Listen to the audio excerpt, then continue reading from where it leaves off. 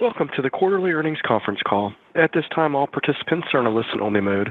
During the Q&A session, if you'd like to ask a question, you may press star one on your phone. Today's call is being recorded. If you have any objections, please disconnect at this time. I'll now turn the call over to Mr. Rich Kinder, Executive Chairman of Kinder Morgan. Okay, thank you, Ted. Before we begin, as usual, I'd like to remind you that KMI's earnings release today and this call include forward-looking statements within the meaning of the Private Securities Litigation Reform Act of 1995 and the Securities and Exchange Act of 1934, as well as certain non-GAAP financial measures.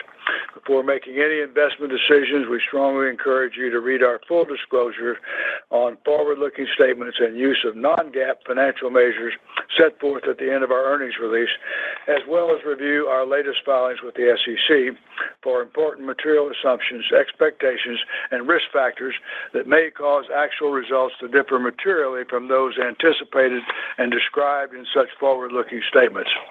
Over the past few quarters, I've talked about our view of the future demand for natural gas, with strong growth being driven by LNG exports to Mexico, and electric generation, which is benefiting from the tremendous needs of AI and data centers. Our viewpoint is consistent with most other energy leaders and analysts in the field. So the next question is, what's the impact of this growth on a midstream company like Kinder Morgan? We believe it's substantial and positive. In fact, in my decades of experience in the midterm arena, I've never seen a macro environment so rich with opportunities for incremental build-out of natural gas infrastructure. And at Kinder Morgan, we expect to be a major player in developing that infrastructure. In July, we announced the approximate $3 billion South System Expansion 4 project, which is underpinned by long-term shipper commitments and designed to increase our Southern Natural Gas South Line capacity by approximately 1.2 BCF per day, helping to meet growing power generation and residential commercial demand in the southeastern U.S. market. Today, we are announcing the expansion of our GCX system in Texas, which will enable our customers who have signed long-term throughput agreements to move substantial additional gas out of the Permian Basin. We expect to announce additional significant projects over the next several months that will allow us to expand and extend our network to better serve the needs of our customers and benefit our bottom line.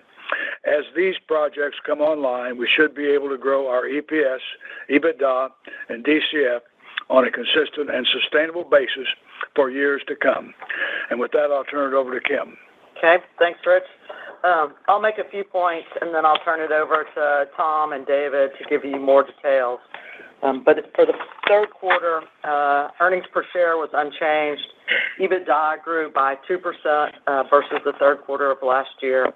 For the year, we expect EBITDA growth of 5% and EPS growth of 9% versus 2023, despite our expectation to be slightly below our budget due to lower commodity prices and slow startup of our RNG facilities. Debt to EBITDA remains at 4.1 times. During the quarter, we added roughly $450 million of projects to the backlog, which includes the GCX expansion that Rich mentioned, but also includes a storage expansion on NGPL and a new lateral to serve a natural gas power plant. We placed roughly $500 million of projects in service, resulting in a current backlog of $5.1 billion.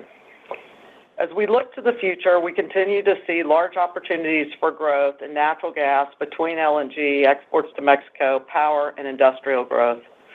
Current discussions on power opportunities total well north of the 5 BCF a day we mentioned in the second quarter. Our internal number for growth in the overall natural gas market is roughly 25 BCF a day over the next 5 years. On the power side, there are numerous drivers of that demand. We see population and business migration to the southern United States from Arizona to Texas to Georgia and Florida, and what were already tight energy markets. The CHIPS Act, cheap feedstock prices, and national security are leading to onshoring and nearshoring. Renewables are leading to the need for more natural gas peakers plants to back up intermittent demand. Coal plants are moving forward with conversion, and of course, data center demand has skyrocketed. Regardless of the demand driver, one project often creates a need for a subsequent project. For example, an LNG facility initially builds or contracts for a header pipe to get natural gas to its facility from the closest liquid market. Over time, it contracts for capacity upstream of that liquid point to secure more attractively priced molecules. In addition, we have seen some of these companies subscribe for capacity on an entirely separate path to achieve diversity of supply. We see somewhat similar dynamics on the LDC and power demand side. Projects to expand existing pipeline capacity within the demand areas, and then a desire to reach further back to ensure sufficient and diverse supply. Kind of reminds me of the old song by The Fix, one thing leads to another. As we look at our future opportunity set, a few of the potential projects are very large, $1.5 to $2 billion. Most are singles and doubles. As I said last quarter, not all the projects will come to fruition, and the larger projects can take longer to develop. But the opportunity set has continued to increase over the course of this year, and the conversations are becoming more focused and specific. As Rich mentioned, we've already approved 2 large projects totaling $3.6 billion 8/8, $1.8 billion to KM share between the Southern Natural Gas South System 4 project and the GCX expansion. And I expect, as Rich said, we'll continue to add to this backlog. It's an exciting time to be in the midstream business. And with that, I'll turn it over to Tom to give you more details. Thanks, Kim. Starting with the natural gas business unit, transport volumes increased 2% in the quarter versus the third quarter of 2023. Natural gas gathering volumes were up 5% in the quarter compared to 2023, driven by Haynesville and Eagle Ford volumes, which were up 10% and 9% respectively. Sequentially, total gathering volumes were down 5%. For the year, we expect gathering volumes to average 8% below our 2024 plan, but 5% over 2023. We view the slight pullback in gathering volumes as temporary, as higher production volumes will be necessary to meet the demand growth from LNG expected in the second half of 2025. Looking forward, we continue to see significant incremental project opportunities across our natural gas pipeline network to expand our transportation and storage capabilities in support of the growing natural gas market. In our products pipeline segment, refined products volumes were up 1%, and crude and condensate volumes were down 4% in the quarter compared to the third quarter of 2023. For the full year, we expect refined products volumes to be slightly below our plan, but 2% over 2023. Regarding development opportunities, KMI's SFPP pipeline closed a successful binding open season during the quarter to add 2,400 barrels per day of additional refined petroleum products capacity on its East Line system for transportation services from El Paso, Texas to Tucson, Arizona. The project can be expanded further and is expected to be in service during the third quarter of 2025. In our terminals business segment, our liquids lease capacity remains high at 95%. Refining cracks and blending margins, though down from recent highs, remain constructive and supportive of strong rates and high utilization at our key hubs in the Houston Ship Channel and New York Harbor. Our Jones Act tankers are 100% leased through 2024 and 97% leased in 2025, assuming likely options are exercised. The current market rates remain above our fleet average charter rate, and we expect to recontract at higher charter rates as contracts come up for renewal. The CO2 segment experienced lower oil production volumes at 6%, lower NGL volumes at 3%, and higher CO2 volumes at 3% in the quarter versus the third quarter of 2023. For the full year, we expect oil volumes to be roughly flat to budget. The board approved 2 projects today associated with our acquisitions over the last couple of years. These projects include the development of a CO2 flood at the undeveloped leasehold adjacent to SACROC that we acquired in June, and the second phase of the CO2 flood development at Diamond M. We expect to spend a combined $145 million on these projects, resulting in a peak oil production of greater than 5,000 barrels a day. With that, I'll turn it over to David Michaels. Okay, thanks, Tom. So for the quarter, we're declaring a dividend of 28.75 cents per share, which is $1.15 annualized, up 2% from our 2023 dividend. For the quarter, we generated revenue of $3.7 billion, down $208 million from the third quarter of 2023. However, cost of sales were also down, and those were down by $381 million. So putting those two together, gross margin increased 7% versus last year. Additionally, we generated net income attributable to KMI of $625 million and earnings per share of 28 cents, both 17% higher than the third quarter of 2023.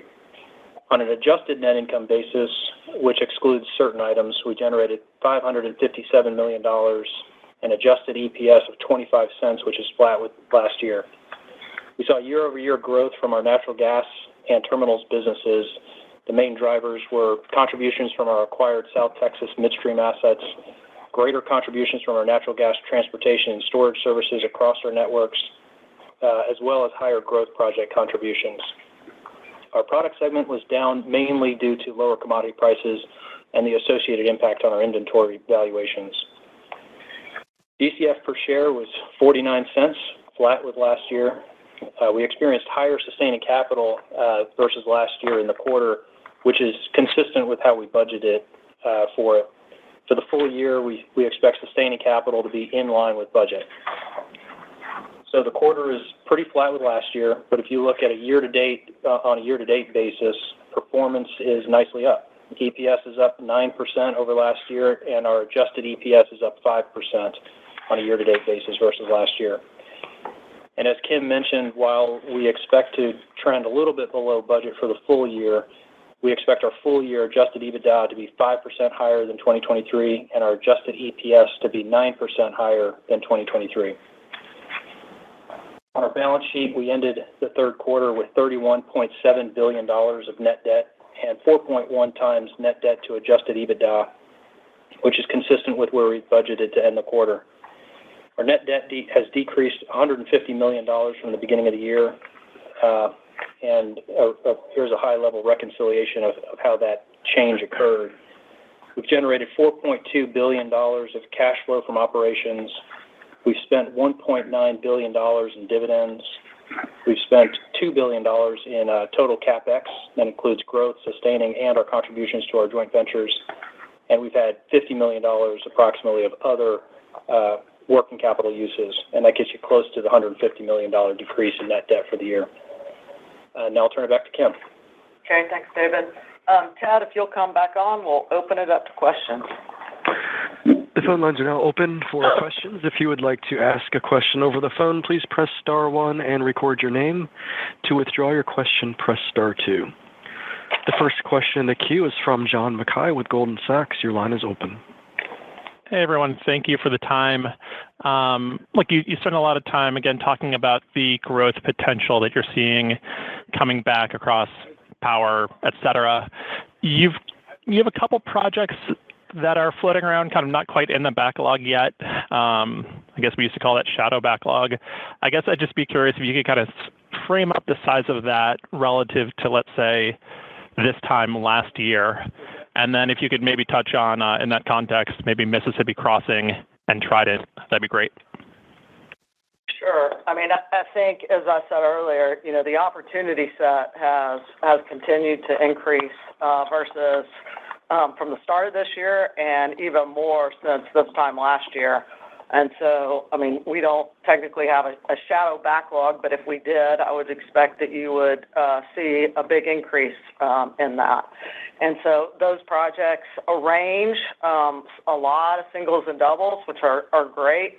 I think those projects have less risk, and they are generally built off of our existing network, and they're very nice returns.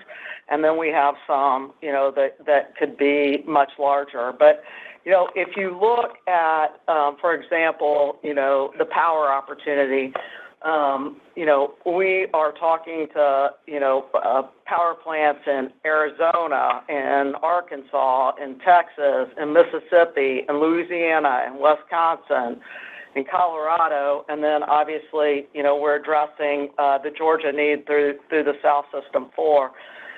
Things you're seeing on the industrial side, you're seeing battery plants and chip plants in Arizona.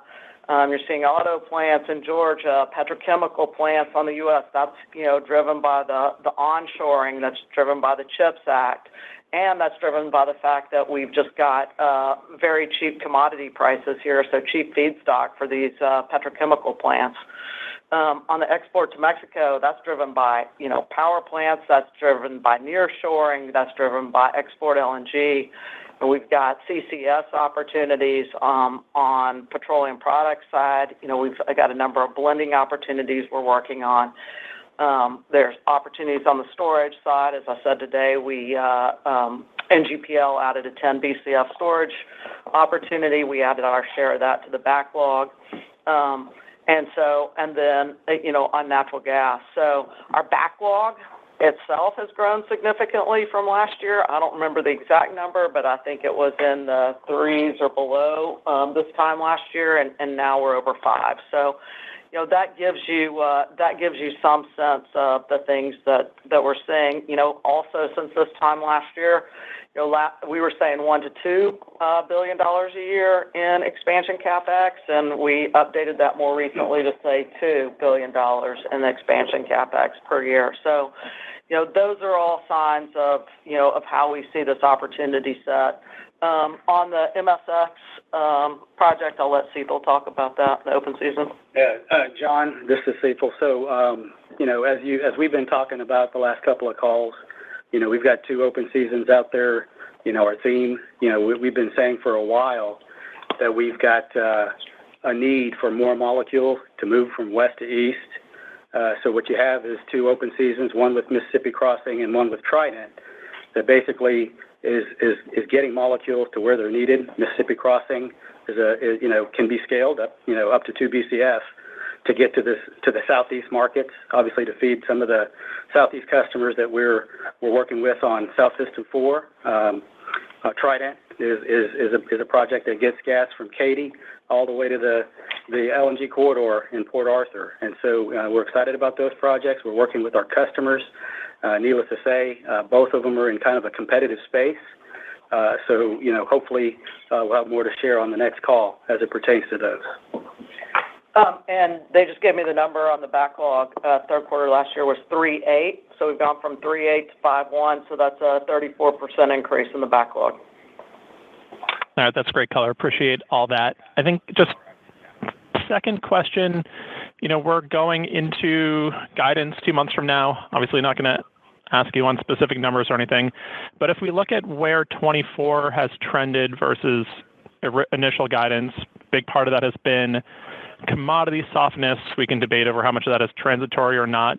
But could you talk about maybe other puts and takes inside the business that are trending, better or slightly softer than expected outside of commodity, and just maybe generally how some of those can, how they'll trend into 25? Sure.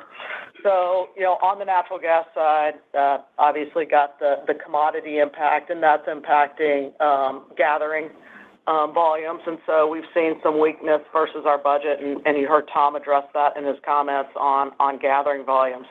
On the other hand, we have seen huge strength in the transmission assets, and that's on transport contracts, that's on storage, that's on PALs, and so a lot of upside versus our original budget there. That's offsetting the downside, some of the downside that we see on commodity and the GMP volumes.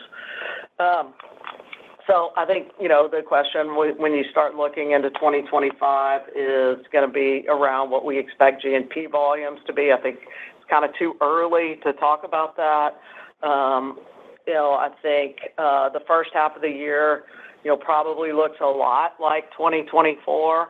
I think as some of these export LNG volumes come on in the back half, whether that's, I think Corpus has got some volumes coming on. I think Golden Pass should at the end of the year.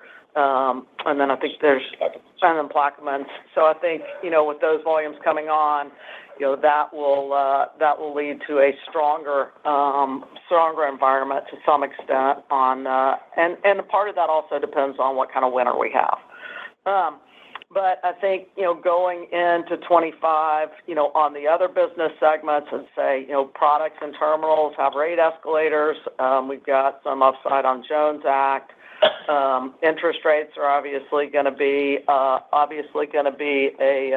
benefit to us.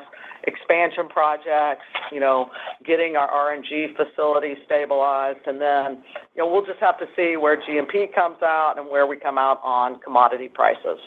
And then I think cash taxes will probably go up a little bit, but we still will not be as overly significant cash taxpayer. All right, that's fantastic. Appreciate the time.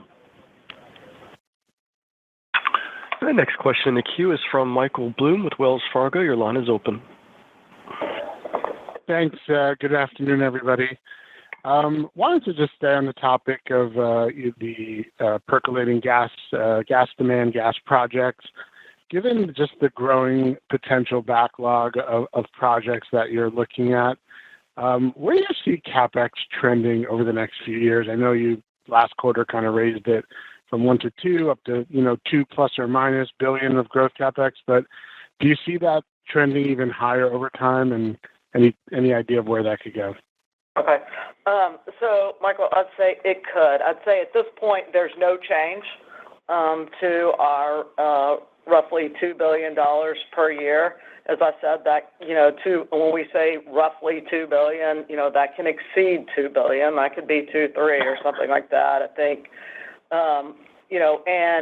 CapEx can be lumpy depending on the timing of that. So you got to keep that in mind. But it's something that we review every quarter, and that we reviewed before coming into the call this quarter, and we'll do so in January of next year. So we try to keep you up to date on that, but no change at this point. I'd point out that with the cash flow that we generate, we can fund roughly $2.5 billion per year in CapEx out of our cash flow.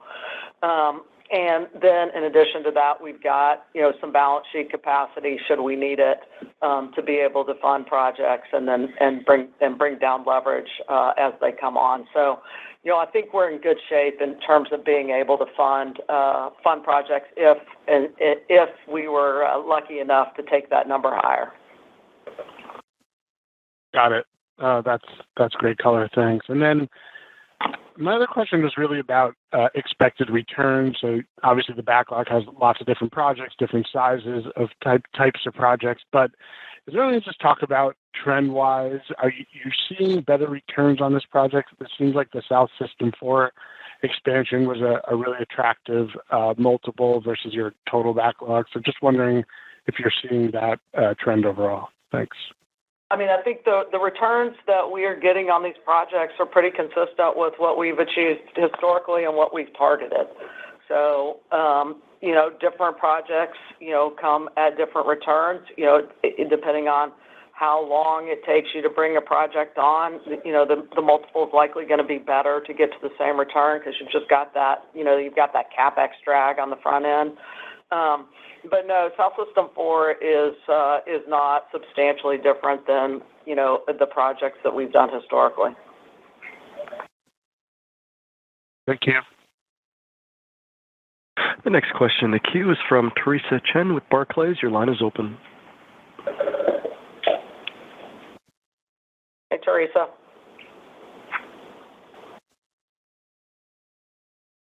Teresa, if you're there, please check your mute button. Can you hear me now? Yeah. We can hear you. Sorry about that.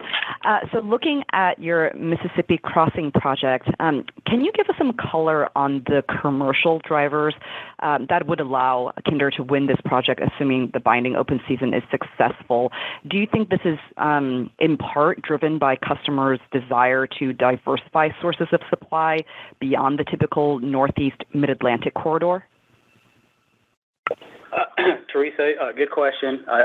One, I think as we've been saying before, with the advent of all this LNG coming on in the Gulf Coast, I think the markets are recognizing the need for incremental supply.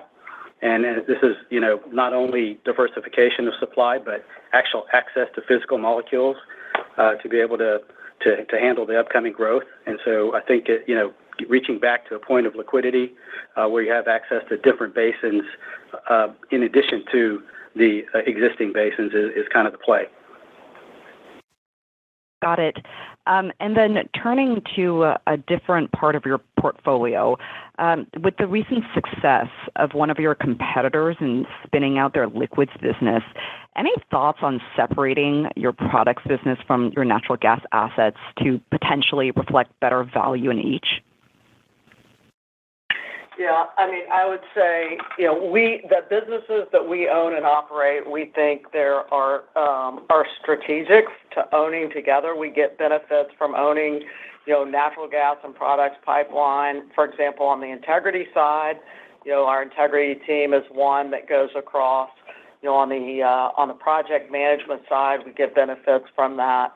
And so, I think there would be certain dyssynergies if you spun those businesses out.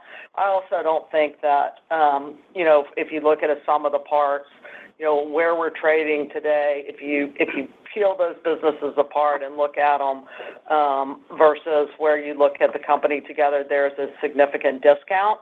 And so, there's not a big incentive to incur transaction costs, dyssynergies probably on the G&A side, and dyssynergies potentially on the debt side. That just depends on where interest rates are at the time you would do a transaction like that. That would make sense right now. It's a very market-dependent transaction, and so you've got to have very strong views about where the companies would trade in the aftermarket that are significantly different from, a sum of the parts in order to justify taking on that kind of risk of breaking up a company. Thank you very much. Next question is from Zach Van Everett with TPH. Your line is open. Hey guys, thanks for taking my question. Maybe to start, could you guys touch on the recent decision with the U.S. courts on your Cumberland project and kind of what the process is there going forward? Yeah, sure. And so, as you know, the Sixth Circuit stayed our Army Corps and our Tennessee air permits or water permits. What that effectively does is it prevents us from starting construction on that project. We believe that decision is wrong. We believe the analysis is flawed on multiple levels, including the standard that they applied for the stay. That's a project where we are delivering natural gas to a natural gas power plant that is converting from coal. And so, here the FERC found that project would result in a reduction of greenhouse gas emissions, so it would be good from a greenhouse gas perspective. Over the last 10 years, our permits, whether that's federal, state, local, have been challenged by anti-fossil fuel opponents. Regardless of the benefits to society, we have been very successful in winning those court challenges. Recently on the D.C. Court of Appeals, they upheld our FERC permits on 2 separate projects. We were also successful in other courts on state and local permits related to those projects. And so we've had, this isn't something that is new for us, but we're working with the impacted agencies, the Army Corps and TDEC, to determine next steps. And, I think both of those agencies are going to vigorously defend those permits. Perfect. That makes sense. And then maybe one on the FID on Gulf Coast Express. I think when looking back to Permian Highway, that took about a year. Is that a similar timeline you guys are looking at for this expansion? Permian Highway took about 19 months. Here we're probably, kind of conservatively saying 22 months, given all the, there's quite a bit of demand on compression and some of the electrical components. That being said, we're targeting a mid-26 in-service date. So, not quite the 19 months on PHP, but we don't see it being that far out of the realm. Got it. Makes sense. Appreciate the time, guys. Next question is from Jean Ann Salisbury with Bank of America. Your line is open. Hi. Between the Gulf Coast expansion and Blackcomb, there's a lot of gas heading to the Agua Dulce area. Is there a risk that there won't be enough demand in the area in 2026, especially if LNG projects get delayed? And how do you see the GCX expansion as positioned for that risk? So very good question. I think, look, if there's any delay to the demand centers, particularly LNG demand centers, could there be some pricing exposure? Yes. That being said, for us, part of our discussion points have been, we've got some downstream optionality on our networks for our customers, and so there is that embedded optionality. At the end of the day, when you have that kind of variability, there's going to be some volatility, which storage assets come into play, and really that's where I think that becomes increasingly important as we move towards that time frame. It's a possibility, but not a probability. We don't know yet. And from our standpoint, we have long-term contracts with the shippers. Yeah, so we've got long-term contracts with the shippers. I always point out that it's a potential for us to profit on our Texas intrastate business, where we do buy and sell some gas. We try to back-to-back those, but sometimes we are in the daily markets. And so to the extent that gas gets hit at Agua Dulce and we've got capacity on our pipeline, we can buy effectively cheap gas. And so that'll be an opportunity for us. I think the other thing on that is we do have a project that, we've been working on to potentially expand, our pipeline systems from Agua Dulce up into Katy. And so, if, that could create opportunity for that project, just depending on how long that dynamic was anticipated to persist. That makes sense. Thank you. And then at your Investor Day, you kind of mentioned that you have 200 BCF of market rate storage. Bringing that up to current market rates is going to be kind of a tailwind. Is that still a tailwind that you see over the next couple of years? Is that mainly still below kind of current rates, if that makes sense? Yeah, it's about 25% of our storage is market-based rates. Some of that we have rolled, and some of it we still have to roll. But in terms of the strength of the storage market, the strength of the storage market is continuing, and rates, I think, are continuing to get a little bit stronger. On Monday, we talked about a 3-year deal that we'd done that was a high water mark for us on the storage side. That was in, 5-turn service. So, very valuable storage. But we did hit a high water mark. So I think, that's still going to be a tailwind, but, those contracts probably roll over a 3-year period roughly. So you probably roll a third of those a year. Great. That's helpful. That's all for me. Thanks a lot. Next question is from Neal Dingmann with Truist Securities. Your line is open. Good afternoon. My first question, just more general on backlog. Tim, I'm wondering, is it fair to assume that we should think of your backlog maybe staying around that $5 billion, given, number one, seems like you have a lot of opportunities you discussed, but you also have, I know, a number of projects that should come on the service in the coming quarters, and just wonder how you would expect us to think about this. Yeah. We haven't tried to do a roll forward of our backlog yet, Neil. So I can't really tell you exactly directionally where we're going. As I said, it's increased from 3.8, a year ago. We do have projects rolling off, but I think, there's the potential to add some significant projects in addition to, I think, singles and doubles. And, to the extent that we add those really significant projects, I think there's potential that backlog grows.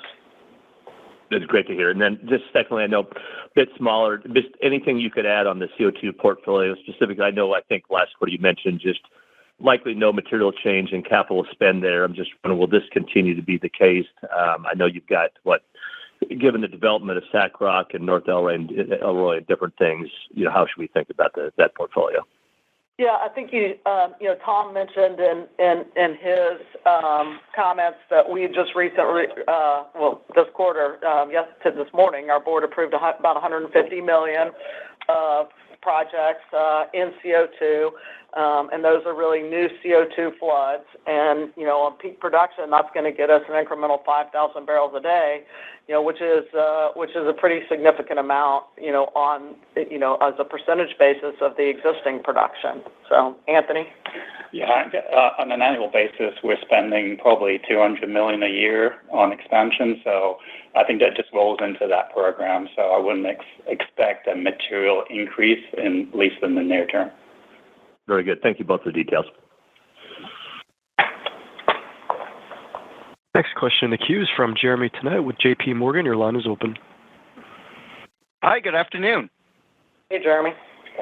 Hey, also want to give a belated happy birthday to David there. Thank you, Jeremy. Do you know how old he is? I don't think I'm allowed to ask that. But just want to kind of pick up on a couple pieces that were touched on a bit during the call.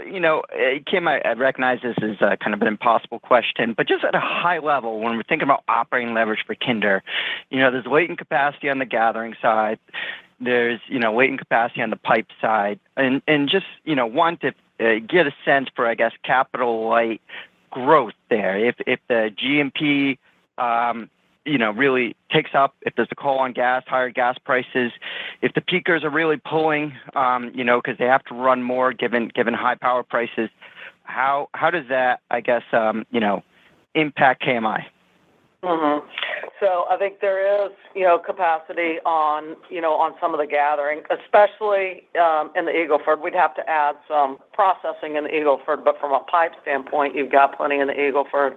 In the Haynesville, we've got a big backbone, but we'll need to add some laterals, potentially some treating, depending on what's going on there. I think laterals probably required in the back end, but again, pretty efficient expansions on the gathering and processing side.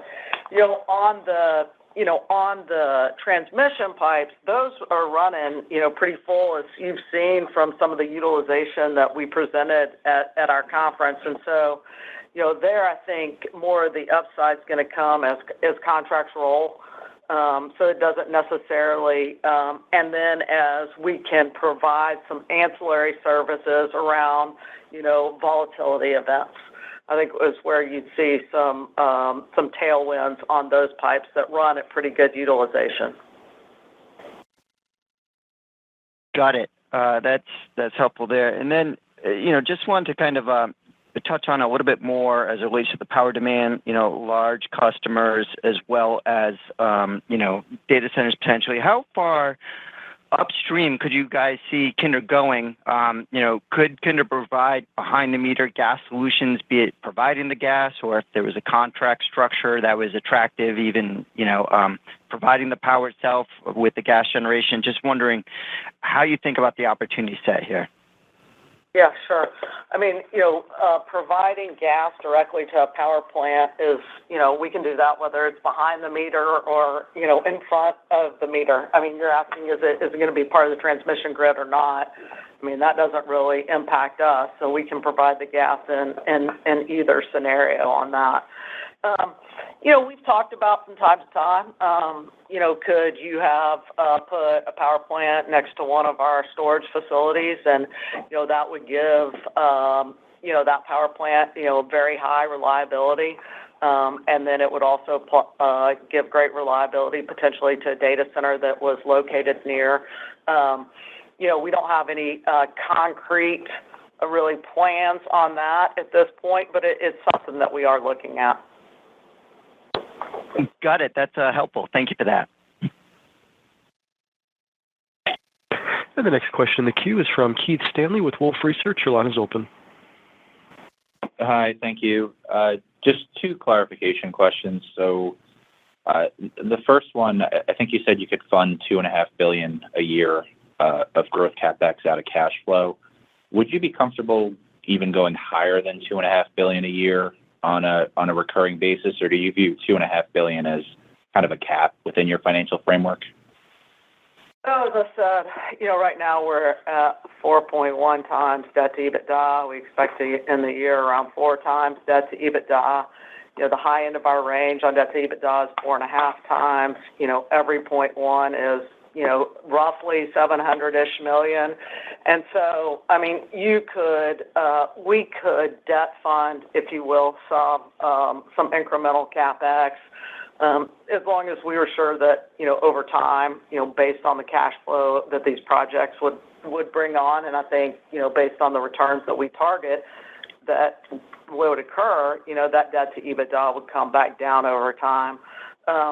And so, that's something that we can do. The other thing is, our view is when we, good return projects, we can find capital for. And so if there were some really, really large projects, we could also get partners on those. So I don't see a problem being able to fund good projects with good returns, whether it's 100% on us or partnering with, private equity or somebody else.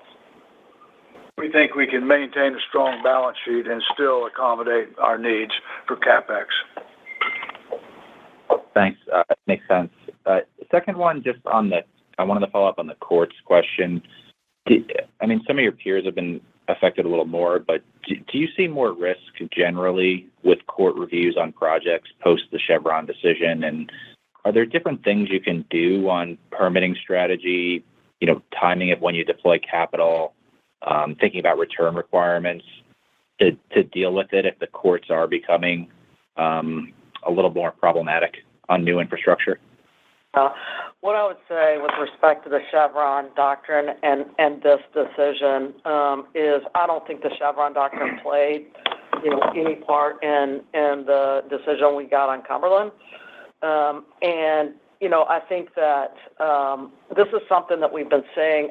Even if you go back to PHP, I think we had 5 or 6 separate matters that got challenged as, that we were going through PHP, and we had like 14 different hearings that we were successful on. And so I think this is something that we have been seeing for a while. Yes, there are things that we can do, to try to make the situation better. I think, as we work through permits, it's not sufficient just to get a permit. We have to make sure that, we're covering all the bases and doing all the work necessary to try to make these, the permits that we receive, defensible in court.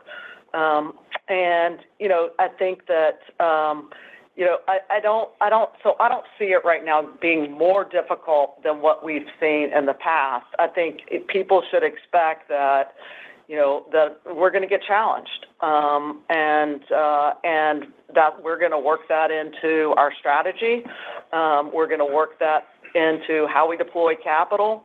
And we're going to figure out how to overcome that as we do these projects, just as we have for the last 10 years. Thank you. And I'm showing no further questions at this time. Okay, well, thank you all for joining us this afternoon. Have a good evening. This concludes today's call. Thank you for your participation. You may disconnect at this time.